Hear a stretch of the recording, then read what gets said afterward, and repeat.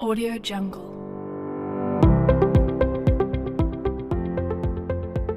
Bismillahirrahmanirrahim. Assalamualaikum warahmatullahi wabarakatuh. Perkenalkan, nama saya Ima Siti Sobaria. Di sini Ibu mengampu mata pelajaran Bahasa Indonesia di kelas 10 Akuntansi dan Keuangan Lembaga. Sebelumnya Ibu ucapkan selamat untuk kalian telah diterima di SMK Negeri 2 Kota Sukabumi. Nah, untuk materi yang pertama, yaitu mengenai teks laporan observasi. Untuk lebih jelasnya, silakan kalian simak slide berikut ini. Teks laporan adalah teks yang berisi penjabaran umum atau melaporkan sesuatu berupa hasil dari pengamatan. Jenis teks ini biasanya mendeskripsikan atau menggambarkan bentuk, ciri, atau sifat umum. Nah, seperti menjelaskan manusia, tumbuhan, hewan, atau peristiwa yang terjadi di alam semesta. Selanjutnya ada ciri-ciri dari teks observasi, dibagi menjadi 6. Yang pertama bersifat objektif. Teks yang kalian laporkan harus bersifat objektif sesuai dengan keadaannya. Yang kedua, berdasarkan fakta yang ada di lapangan. Yang ketiga, tidak mengandung hal-hal yang bersifat menyimpang.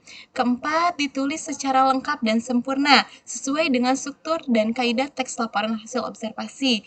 Yang kelima, bersifat universal dan global. Artinya, teks yang kalian buat bisa dibaca oleh beberapa kalangan. Misalnya, boleh kalangan anak-anak maupun kalangan dewasa. Yang keenam, disajikan secara menarik agar orang lain itu tertarik untuk membaca teks laporan yang kalian buat. Selanjutnya, struktur teks laporan hasil observasi dibagi menjadi 2. Yang pertama itu pernyataan umum. Biasanya pernyataan umum berupa definisi. Yang kedua, aspek yang dilaporkan, biasanya berupa deskripsi. Nah, aspek yang dilaporkan ini dibagi 2 lagi. Yang pertama ada deskripsi bagian, yang kedua deskripsi manfaat. Untuk lebih jelasnya nanti kita lihat di contoh. Nah, selanjutnya ada kaidah kebahasaan teks laporan hasil observasi. Yang pertama, menggunakan kalimat definisi. Kalimat definisi ini biasanya ditandai dengan kata adalah atau merupakan dan berada di awal kalimat. Yang kedua, menggunakan kata verba atau kata kerja. Contohnya, memberi, membelikan, menyapu. Nah, yang ketiga, menggunakan kata nomina atau kata benda seperti papan tulis, meja, pensil. Untuk yang keempat, menggunakan kata istilah. Untuk lebih jelasnya, contohnya kata piawai. Istilahnya berarti pandai. Nah, contoh lain, kata olahan, artinya hasil dari mengolah. Nah, yang kelima menggunakan paragraf deduktif. Paragraf deduktif ini paragraf yang ide utamanya atau gagasan utamanya berada di awal kalimat. Ada juga paragraf induktif, kebalikannya. Kalau paragraf induktif, kalimat utamanya berada di akhir paragraf. Yang keenam, menggunakan kata konjungsi seperti dan, atau.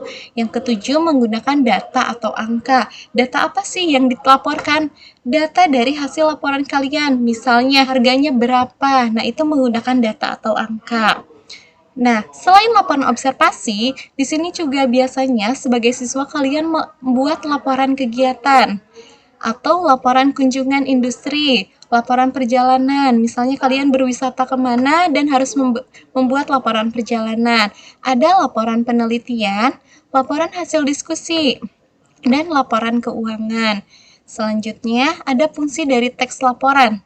Yang pertama, memberikan atau menjelaskan kegiatan pengamatan. Yang kedua, memberitahukan atau menjelaskan pemecahan masalah dalam pengamatan. Yang ketiga, sebagai sumber informasi. Yang keempat, bahan untuk pendokumentasian. Yang selanjutnya, tujuan pembuatan laporan. Nah, apa saja sih tujuannya? Yang pertama itu mengatasi suatu masalah. Dengannya ada laporan, otomatis masalahnya akan terpecahkan. Yang kedua, mengambil suatu keputusan yang lebih efektif. Yang ketiga, mengetahui kemajuan dan perkembangan suatu masalah. Yang keempat, mengadakan pengawasan dan perbaikan agar laporan selanjutnya lebih baik lagi. Yang kelima, menentukan teknik-teknik baru. Nah, ini ada contoh teks laporan. Contohnya yaitu ciplukan tanaman yang luar biasa. Pernah nggak sih kalian dengar tanaman ciplukan? Yang belum tahu nih, lihat di gambar di sini ya. Tanaman ciplukannya itu Dalam bahasa Latin, Physalis angulata adalah tanaman semak rendah yang memiliki banyak manfaat untuk kesehatan. Nah, pernyataan umum ini biasanya terdapat kalimat definisi, contohnya dengan kata adalah. Nah, ini pernyataan umum ini berupa definisi menjelaskan sesuatu. Yang selanjutnya kita masuk ke aspek yang kedua.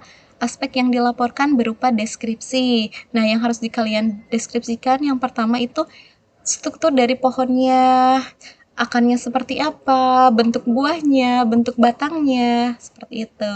Nah, ini deskripsi dari tanaman ciplukan memiliki struktur pohon yang lengkap, terdiri atas akar, batang, daun, dan buah.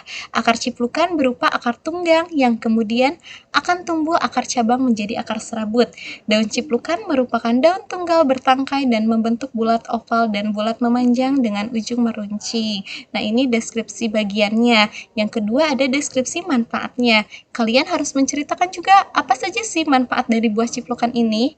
Nah, manfaatnya yaitu mengobati darah tinggi, mengobati kolesterol, dan rematik. Yang terakhir, jangan lupa di akhir paragraf diberi kesimpulan. Nah, kesimpulannya, tanaman ciplukan memiliki nilai jual yang tinggi. Ia hadir di toko-toko buah besar, pasar swalayan, dan dijual di online. Satu kemasan isi 100 gram dihargai dengan 30.000. Harga jual per kilogramnya berkisar 250.000 sampai 500.000. Nah, ini contoh dari teks laporan hasil observasi. Jadi, teksnya harus disusun sesuai dengan struktur dari teks laporan hasil observasi. Untuk materi selanjutnya, insya Allah kita akan menganalisis isi dan aspek kebahasaan. Yang kedua, mengonstruksi teks laporan hasil observasi. Mudah-mudahan di pertemuan selanjutnya kita bisa bertemu secara tatap muka. Tetap jaga kesehatan ya, Nak ya. Terima kasih atas perhatiannya. Wabillahi taufiq wal hidayah. Wassalamualaikum warahmatullahi wabarakatuh.